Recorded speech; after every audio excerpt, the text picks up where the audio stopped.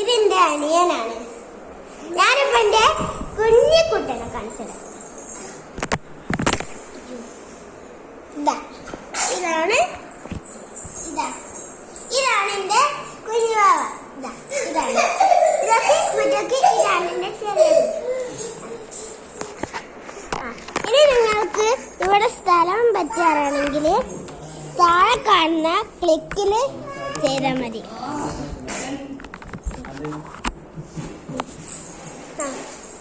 നിങ്ങളിപ്പോ നിൽക്കുന്ന ഞാനിപ്പോ ഒരു സ്ഥലത്തിനെ കാണിച്ചുതരാം.